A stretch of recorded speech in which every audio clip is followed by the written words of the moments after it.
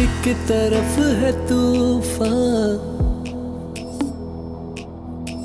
एक तरफ किनारा, पूछ लहरें आके माझी से, जाए कहाँ राही वे। बची कुछ टूटी सी बाकी सी आस एक कहीं है, जग जो ये जीता भी तो कोई जीते नहीं है। खामोशी को जितना ओढ़ लूं, खुद को मैं उतना तोड़ दूं। कैद ये रूह मांगे जिस्म से मेरे, अब तो आजादी रे।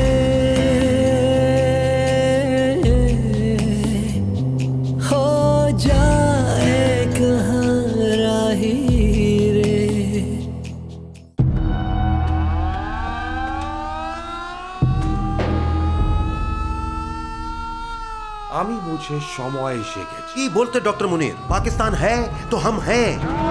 मेरे ख्याल में इस लारा का एक्सपायरी डेट आ गया। जो बात हुआ था আমি আপনাকে বলে দিয়েছি। अगर एक बार हुंकार का ये जिन बोतल से बाहर आ गया, भाईजान आपको मालूम नहीं लोग किस कदर क्रैश में था। अपनों से मुकालमा करने के बजाय अपने दुश्मन की तरफ देख रहा। आप स्टोरी को रीराइट करना पड़ेगा। एक बॉल की जगह रविंद्रनाथ टैगोर को लाना पड़ेगा। नफरत के अलावा कोई जुबान बाकी नहीं बचेगा। हम तो बोलता अभी शाही यूनिवर्सिटी वापस चले जाओ। पाकिस्तान का एजेंट और जानते हैं कि आपने पैमान का गद्दार नहीं कर रहा। हम वापस नहीं जाएगा कुमार, हम सिर्फ अपने जमीर को जवाब दे।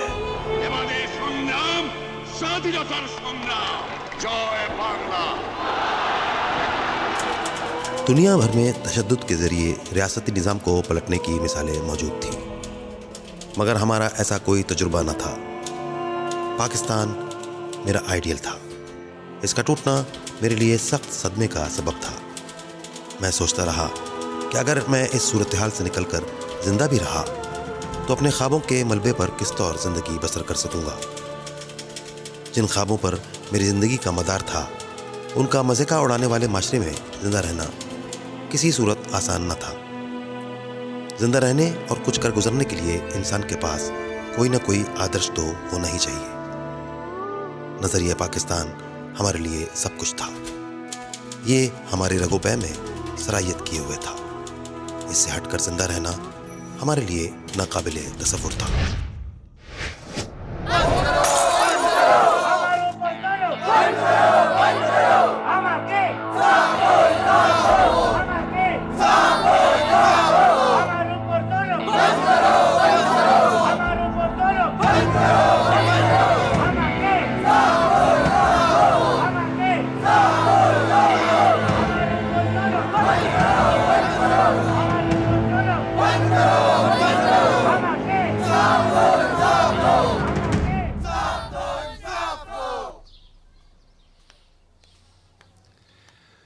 अस्सलाम वालेकुम। Please sit down.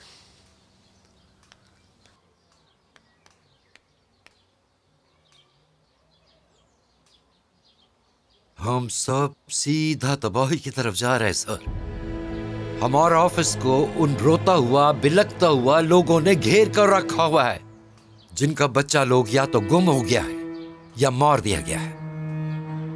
आपने बोलन की गौरव। मुझे अंदाजा है आपकी परेशानी का, मुझे अंदाजा है, लेकिन देखिए ना, अगर आर्मी एक्शन न लेती तो और भी तबाही फैल लेती। नॉन बंगालीज का हर तरफ कत्लेआम हो रहा था।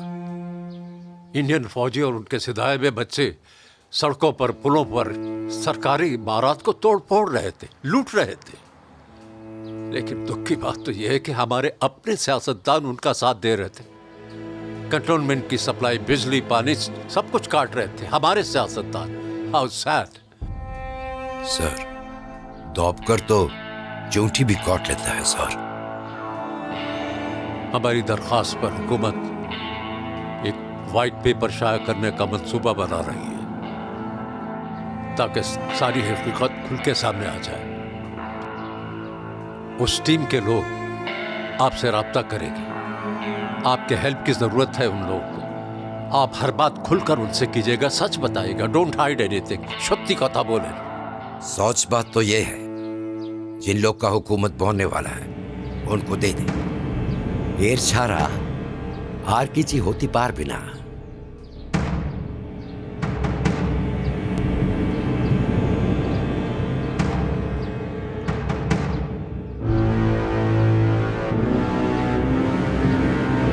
तो अब कर तो जूठी भी काट लेता है सर।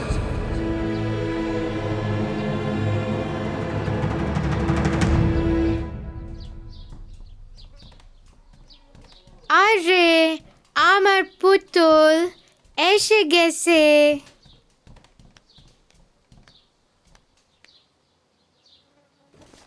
हाँ आज प्यार किया ना शालम? आज हमारा ऐसा बहुत बुरा हुआ। होमवर्क तो आपने कंप्लीट कर लिया था। होमवर्क का बात नहीं है। आपका दोस्त है ना आंटी जरी, वो स्कूल आया था, उसने सब के सामने हमारा बहुत बेइज्जती किया है। बेइज्जती किया तुम्हारा? क्यों? वो कह रहा था कि उसके बेटे को डैड ने मरवाया है। ये भी कह रहा था कि हमारा डैड बच्चों का कातिल और कौम का गुदार है और सारा स्कूल को हमारा बाइकआउट करना चाहिए। वो कह रहा था नाव के माथे के लेकिन अब बात करेगा। डैडी ने ऐसा कुछ नहीं किया, पर हमको समझना होगा। Aunty zari sense of loss को थ्रू कर रहा है, मगर हमको उनसे हमदर्दी है। वो ये भी कह रहा था कि जो कुछ भी हुआ है डैड के कहने पे हुआ है। डैड ने आर्मी का लिस्ट बना कर दिया था। दुनिया तो कुछ भी कहता रहेगा, पर हमको तो पता है ना, daddy is an honest man. मैं आंटी जोरी से खुद बात करेगा। आप बात मत कीजिएगा, वो आपसे भी बदतमीजी करेगा। ऐसा कुछ नहीं है, सब ठीक हो जाएगा। चलो तुम लोग मुंह हाथ धो। चलो चलो get up.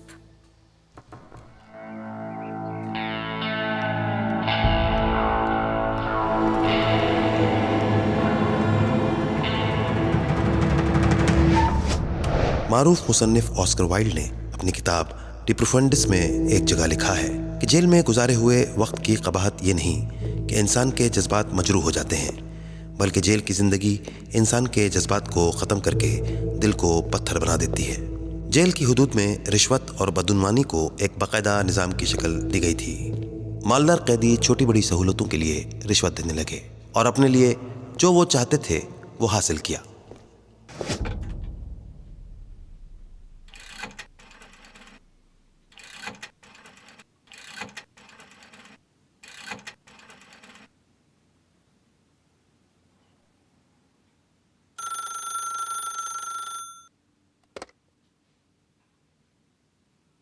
Hello, Mrs Soujat speaking. আমি আপনার ফোনের इंतजार करते चलें। बोलो क्या पूछना है? ये आप हमसे किस तरह बात कर रहा है? वॉकर हमारा बेटा जैसा था। हम आपका तकलीफ समझता है। आपको भी समझना चाहिए, वो सौजात का ऑर्डर से नहीं हुआ। सौजात ने तो पूरा कोशिश किया था सारा बच्चा को वहां से निकाल लिया जाए।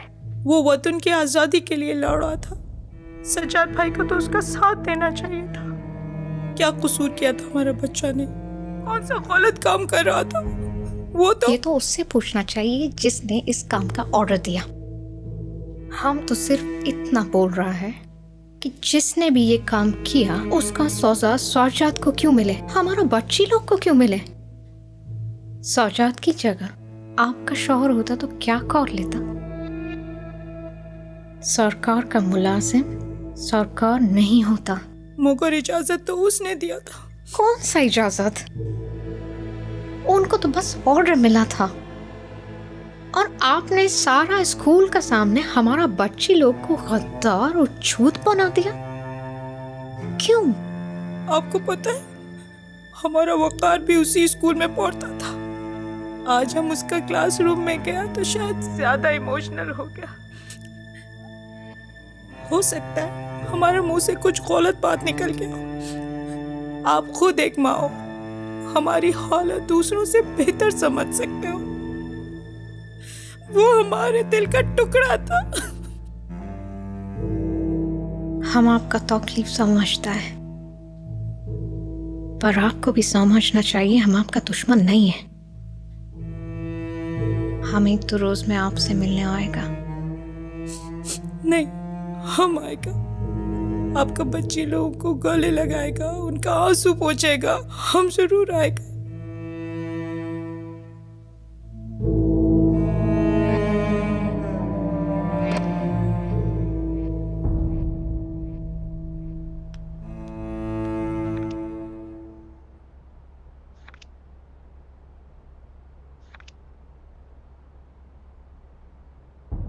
अरे ये तो पाकिस्तान टुडे का एडिटर वहीदुद्दीन लॉग रहा है। लॉग नहीं रहा, वही है, और अब ना ही रहा। मतलब?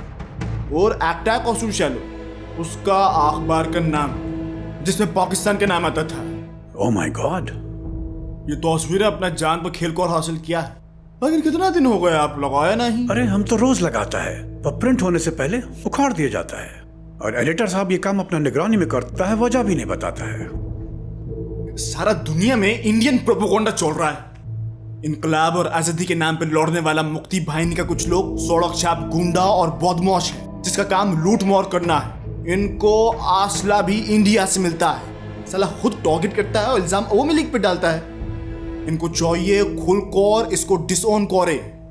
सारा मीडिया उनका कंट्रोल में है। ये तस्वीर भी वही नहीं छापने दे रहा है। कोई उनको समझाने वाला नहीं कि नुकसान उन्हीं का है। शुरू में आर्मी ने एक्शन लिया था तो फर्क पड़ गया था, अब फिर वही काम शुरू हो गया। फिर आर्मी साहिर, दुनिया का सारा सियासी मसला में इसका आमने सामने बैठकर एक दूसरे को सुनकर समझकर हल होता है। I don't know who is giving advice to the government. अरे शेख मुजीब को जेल में डालने से अच्छा था उसको हुकूमतें देता, सारा मसला खुद ब खुद हल हो जाता।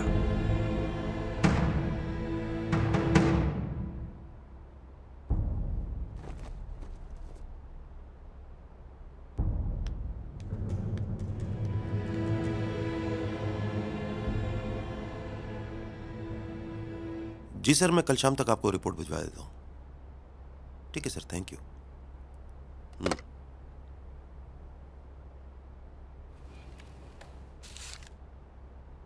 ये कैसे?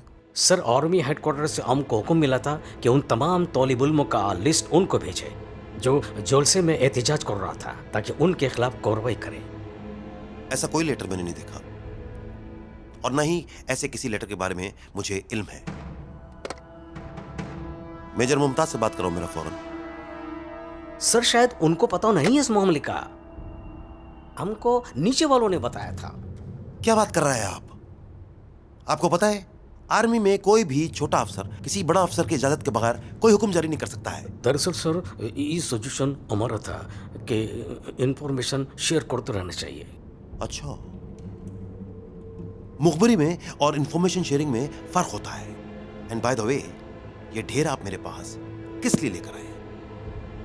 वो इसलिए सर कि ऑफिशियली आपके सिग्नेचर से ये बात ऊपर होना चाहिए। अच्छा, मुखबरी आप करो, दस्तखत मैं करूं। किस किस्म का आदमी है आप? सर, आप खामखा नाराज हो रहा है। हम तो अपने एकदम चुप। बोले जा रहा है, बोले जा रहा है।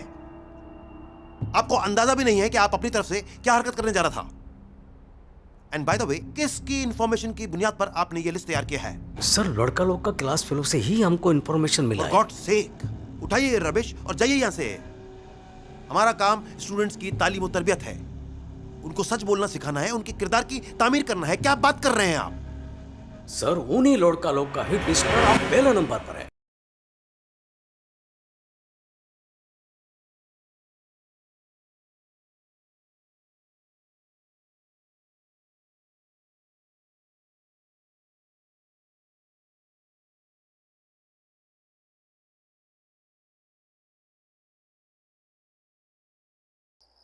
सरहदों पर जारी कशीदा सूरत हाल अब और भी कशीदगी इख्तियार कर चुकी है। दोनों जानिब से नकलो हरकत में इजाफा हो गया है। भारत के नापाक अज़ाइम और किसी भी मज़मूम कार्रवाई का मुंह तोड़ जवाब देने के लिए पाक फौज सीना सबर है। ये तो सारा जंग का असर है। अरे इससे ज्यादा खौफनाक बात यह है कि हमारा अपना लोग इंडियन मीडिया पर बैठकर भारत का एक एक्शन को सपोर्ट कर रहा है, और ये इस्लामाबाद वाला सो अपना देख रहा है जैसे कुछ हुआ ही नहीं। हम लोग को 65 का जंग का माफिक एक जान होकर दुश्मन का मुकाबला करना पड़ेगा। अभी हमारा अवामी लीग का एक दोस्त मिला, उन्होंने भी इस बात पे इत्तेफाक किया है कि इस मसले को हल हमको खुद ही ढूंढना है। ठीक बोल सन दादा। लेकिन सुजान, जिन हालात में तुमने यूनिवर्सिटी को संभाला है उसका भी बहुत तारीफ हो रहा है। इस अफरा तफरी में ये काम बहुत मुश्किल था। असूल पे सौदा ना करके आपने हमारा सर फख्र से बुलंद कर दिया दादा। क्या फख्र से बुलंद कर दिया? हम कितना ही यूनिवर्सिटी में हालात ठीक कर ले, बॉर्डर का हालात ठीक नहीं है। उधर हमने सुना है सारा इंडियन आर्मी का लोग मुक्ति बाहिनी के लड़कों के साथ मिलकर सारा इंफ्रास्ट्रक्चर तबाह कर रहा है। तुम्हारे पास कोई खबर है? ठीक बोलते सन। बंगाली सिक्योरिटी एहलकारों और फौजियों को उनका अपना ही लोग के खिलाफ भड़काया जा रहा है, और इधर बंगाली फौजी लोग से वेपन वापस लिया जा रहा है। दुनिया का कोई फौज ट्रस्ट डेफिसिट अफोर्ड नहीं कर सकता है। ये तो बहुत खौफनाक बात है। किच्छु भी हो जाए, हम पाकिस्तान का साथ आखिरी वक्त तक नहीं छोड़ेगा। बिल्कुल, हक और सच के साथ खड़ा ही होना चाहिए। हमने खुद ही अपने कौमी वजूद को गुलामी के गड्ढे की तरफ धकेल दिया था। जंग के आसार शदीद हो गए थे। भारतीय प्रोपेगेंडा भी इस कदर शदीद था कि मेरे बाज रिश्तेदारों के जहन भी आलूदा हो गए थे। हालांकि उनके लिए मेरी जिंदगी खुली किताब की मानिंद थी। मैं रात दिन उनसे राब्ते में होता था, मगर उसके बावजूद उन्होंने मेरे बारे में बयान की जाने वाली बातें बड़ी सादगी से कबूल कर ली थीं। मुश्किल वक्त में मेरे ख़ानदान के अलावा चंद ही लोग थे जो मेरा साथ देते रहे, और उनके ख्यालात में मेरे लिए कोई बदगुमानी पैदा नहीं हुई। मेरी अहलिया और हमारी बेटियां ऐसे पौधों की तरह थीं जिनकी निगहदाश्त उम्दगी से की गई हो, और अब गमलों से बाहर का नामुवाफिक माहौल उनके लिए परेशान कुन साबित हो रहा हो। मैं ये सोच सोच कर परेशान हो उठता था कि वो ऐसे माहौल में किस तरह अपनी बका का एहतमाम कर पाएंगी, ज़िंदगी के नए सांचे में अपने आप को कैसे ढालेंगी। माशरे का तसन्नो उनके लिए हैरान कुन था। इस दौर में ढंग से जीने के लिए इंसान को जो चालाकी और बाजीगरी दरकार थी, इससे ये नावाकिफ थीं। उनके बारे में सोच सोच के मैं परेशान हो जाता था। हमारा माँ ठीक से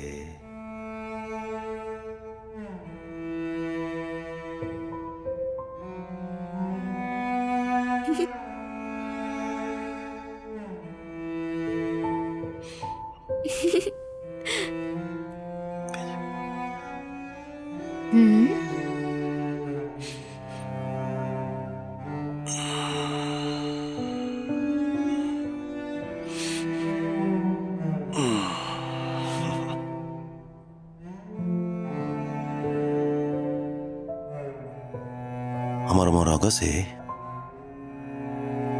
তোমকটা ওদিকে কেন?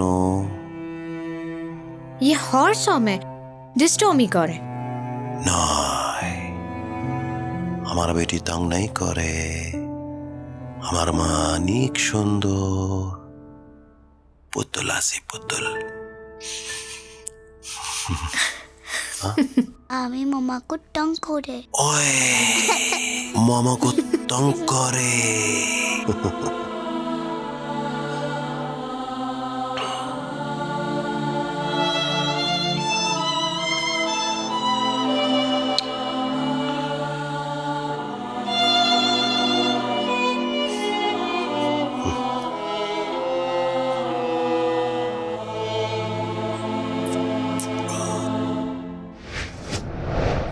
बेटा, आप लोगों का दरखास्त हमारी नज़र से गुजरा है, हमने पढ़ा है।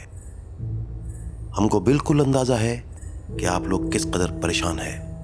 सर, आपको कोई अंदाज़ा नहीं है। सर, हमें प्लीज़ घर वापस भिजवा दीजिए। हमारे घर वाले भी बहुत परेशान हैं। उनसे राब्ता भी बड़ी मुश्किल से होता है और ऑपरेटर बात ही नहीं करवाता।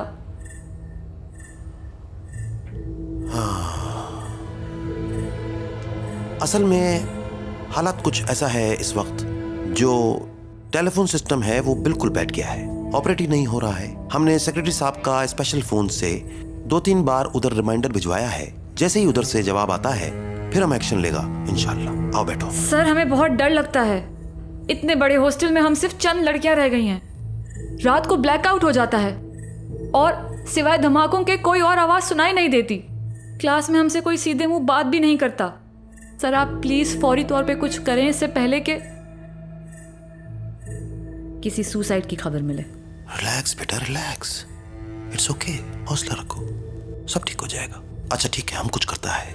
हमारा वादा है कि अगर कल तक जवाब नहीं आया तो हम अपना रिस्क पर आप सबको हॉस्टल से बाहर जाने का इजाजत दे देगा, बल्कि हम खुद आपको महफूज मुकाम पर मुंतकिल करेगा और आपके घरों पे भिजवा देगा।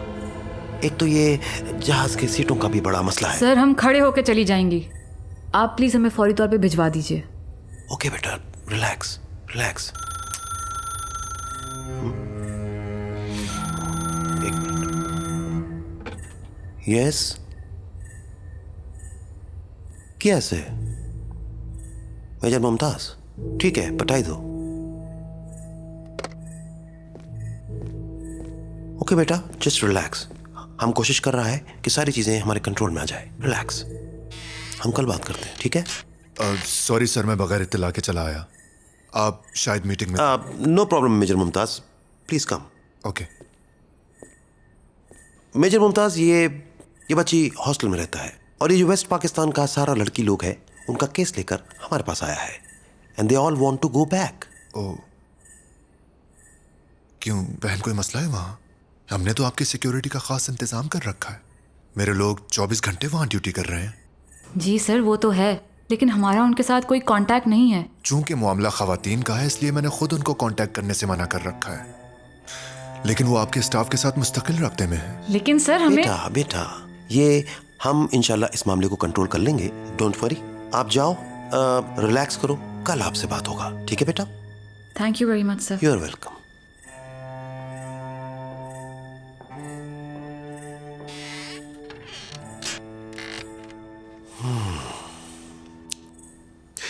मेजर मुमताज, अब हालात इतना खराब हो गया है कि इन लड़की लोग का हॉस्टल में रहना बिल्कुल भी मुनासिब नहीं है। इन सबको फौरी तौर पर वापस भेजना होगा। आप बिल्कुल ठीक कहते हैं सर, मुझे नहीं लगता कि अब हम मजीद सिविलियन इलाकों में ड्यूटी कर सकेंगे। आप ना सिर्फ इन्हें निकालिए बल्कि मेरा मशवरा है कि आप खुद भी इधर से शिफ्ट हो जाइए। हम क्या बोलते सर? मेरा मतलब है, क्या कहना चाह रहे हैं आप? मैं आपको पूरी तफसील नहीं बता सकता, हो सकता है इसकी जरूरत ना पड़े, लेकिन हमें यह पूरा इलाका खाली कराना होगा। अब तक हम वॉर लाइक सिचुएशन में थे, अब हम बाकायदा वॉर में होंगे। इंडिया कभी भी अटैक कर सकता है। What are you talking about? We are living in 20th century. It's a civilized world. कोई हमारे घर के अंदरूनी मामलात में कैसे दखल अंदाजी कर सकता है? How can one interfere in our internal matters? किताबें तो तकरीबन यही कहती हैं प्रोफेसर साहब, मगर तारीख हमेशा ग्राउंड रियलिटी लिखती है। और बात यह है कि जब घर की दीवार गिरती है तो सहन में रास्ता खुद ब खुद बन जाता है।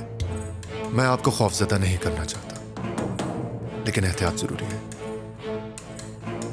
मैं आपको यही बताने आया था।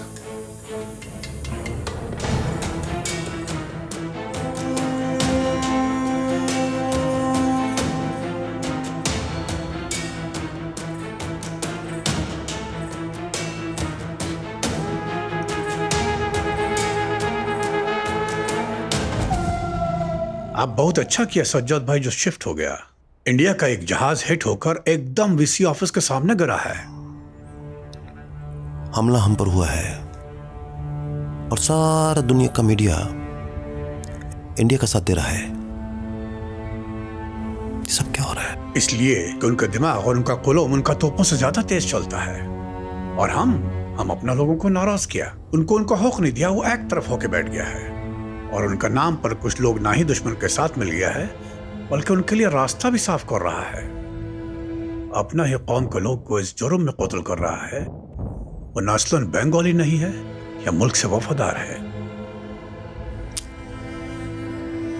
हमने सुना है कि इधर इस पाकिस्तान राइफल्स और इधर के कुछ फौजी लोग उनके साथ मिलकर बगावत के बाद उनसे असला लेकर अपनों के खिलाफ लड़ रहा है।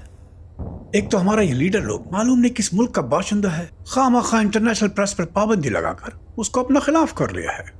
अब वो आंख बंद करके अंधाधुंध अखबार में ऐसा तस्वीर लगा रहा है जिसमें नॉन बंगाली लोगों का लाश साफ, सज्जाद भाई साफ पहचानने के बाद भी कैप्शन ही लगाया जाता है, पाकिस्तानी फौज का जुल्म का शिकार, बांग्लादेश का जानिसार। तो इधर हमारा सियासतदान लोगों को क्या मौत पड़ गया है? बताता क्यों नहीं है दुनिया को कि इंडिया हमारे नाम पर धोखा कर रहा है?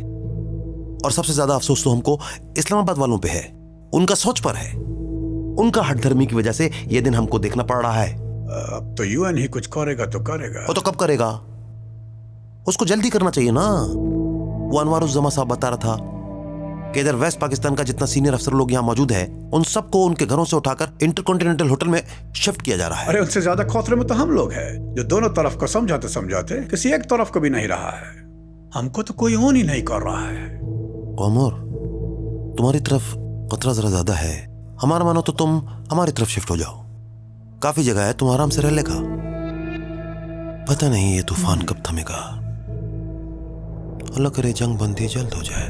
आप ठीक बोलता है, हम भी यही सोच रहा था।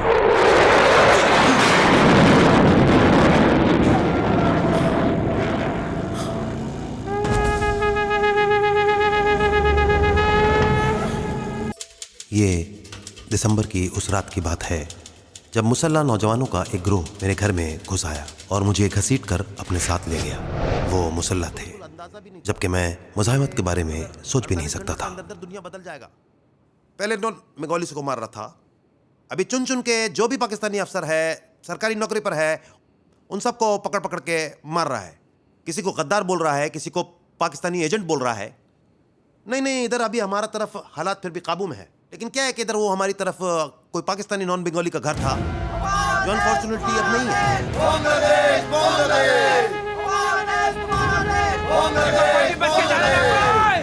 हमको मालूम है कि आपने हमसे कहा था कि असाइनमेंट नहीं लेने का है, लेकिन उस वक्त हमको क्या पता था कि हालात कोথায় গেলে आए सरकारी संस्था देख लेगा तेरे को घर में घुस कर बैठता है। और निकल एक मिनट, मैं आपसे बाद में बात करता है, बाद में बात करता है।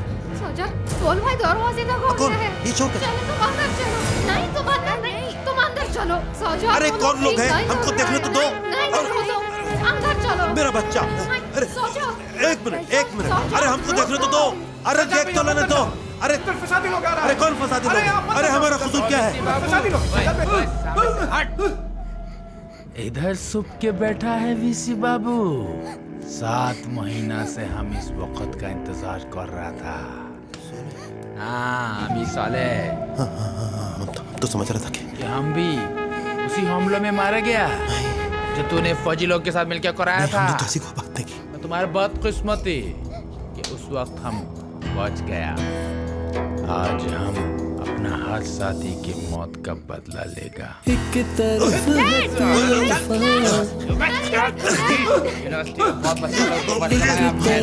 किनारा पूछ लहरें आके माझी से जाए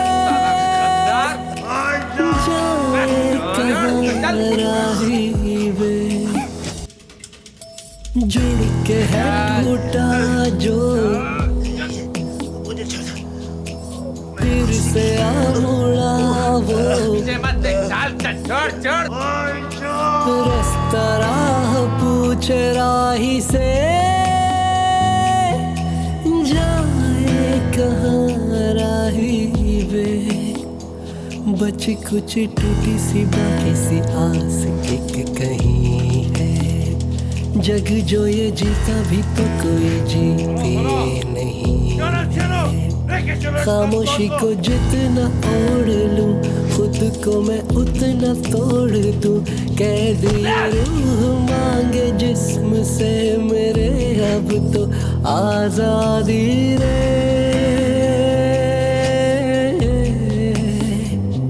हो जाए कहाँ राही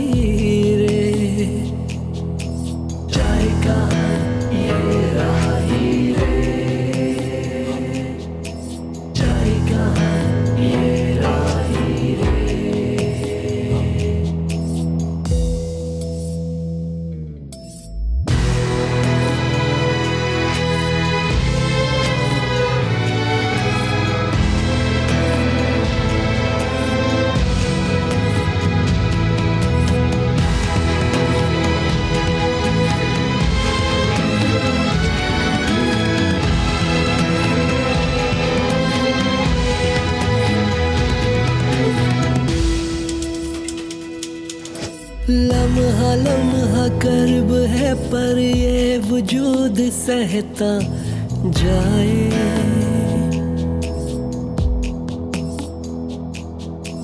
ढांप लूं जो ख्वाब कोई अश्क में घुल के बह जाए।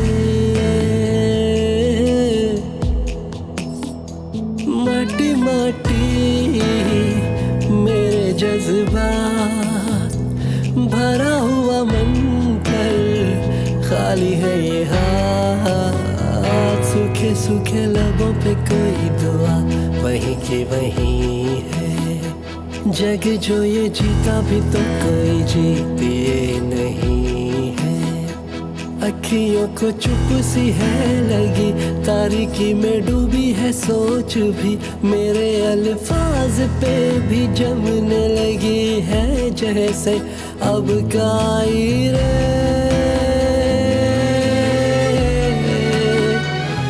हो जाए कहाँ राही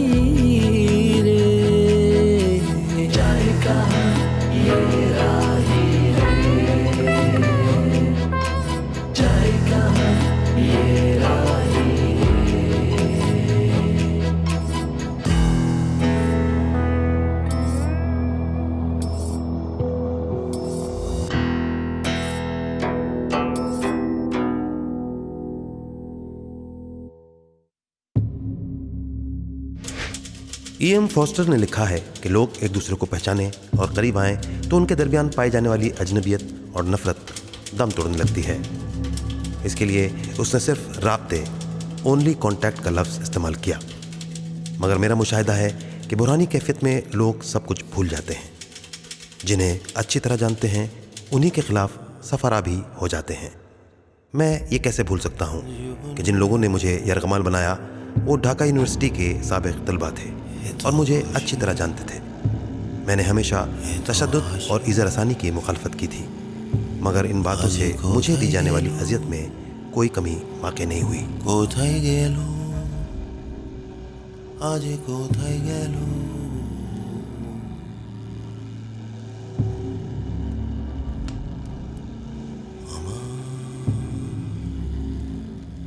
জীবনে এত খুশি এত হাসি আজ কোথায় গেল কোথায় গেল আজ কোথায় গেল।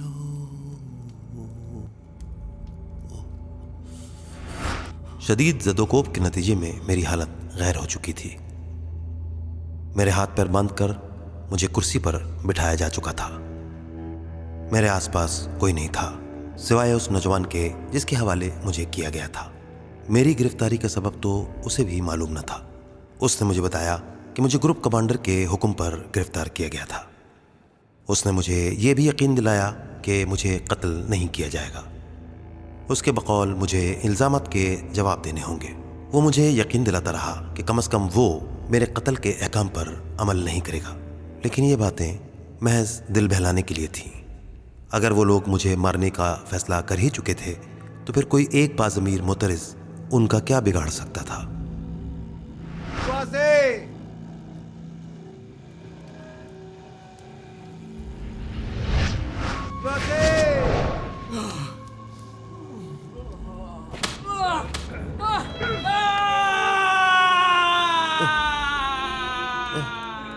पानी पानी पानी पिला।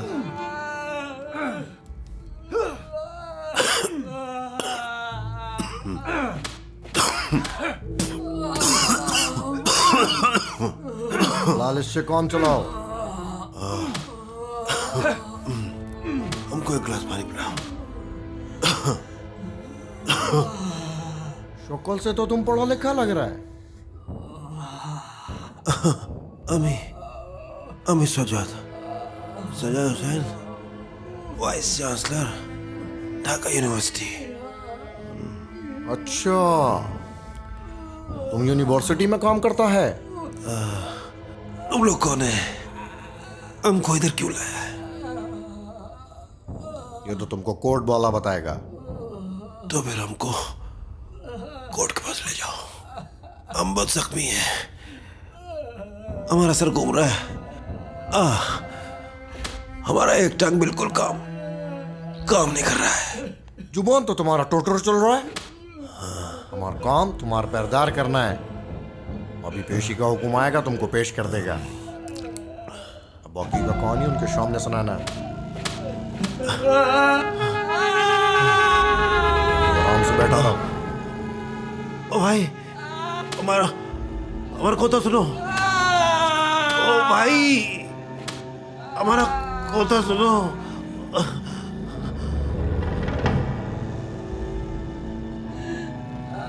अल्लाह के लिए हमको छोड़ दीजिए। अब हमारे पास तुमको देने के लिए कुछ भी नहीं है। एकदम चुप, आवाज नहीं आना चाहिए सोला। बहुत लूटा तुम लोगों ने हमको। अरे हम तो खुद लुटा के यहाँ आए, तो भैया के अपने लोगों के साथ मिल के रहेगा।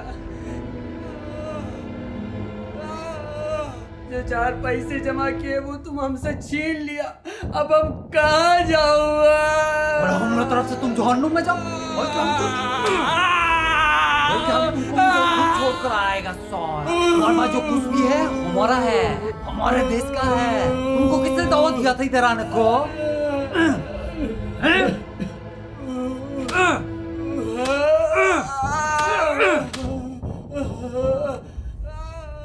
प्रोफेसर सुरजोत की दौरा से ये बोला है शायद, ऐसे ही कुछ नाम बताया था। ओह,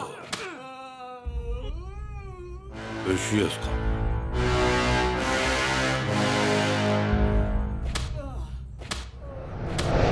तुम्हारा बहुत पहुंचा दिया है। 8-10 रोज में तुम्हारा काम हो जाएगा।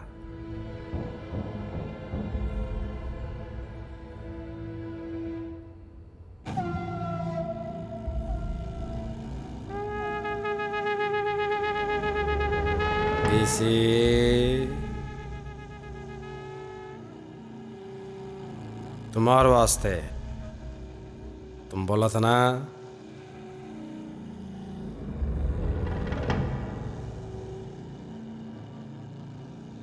इतना सारा कागज काय का वास्ते? दरख्वास्त लिखने का वास्ते।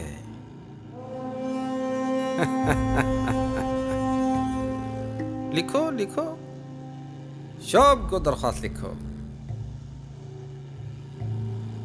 पर होगा कुछ नहीं, सड़ेगा।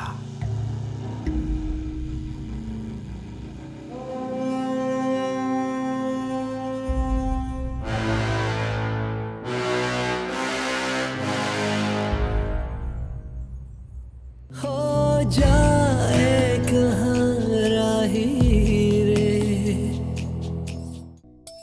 एक तरफ है तूफान, एक तरफ किनारा। पूछ लहरें आके माझी से, जाए कहाँ राही वे। जुड़ के है टूटा जो, फिर से आ मुड़ा वो। रास्ता राह पूछे राही से, जाए कहाँ राही वे। बची कुछ टूटी सी बाकी सी आस एक कहीं है। जग जो ये जीता भी तो कोई जीते नहीं है। खामोशी को जितना ओढ़ लूं, खुद को मैं उतना तोड़ दूं। कैद ये रूह मांगे जिस्म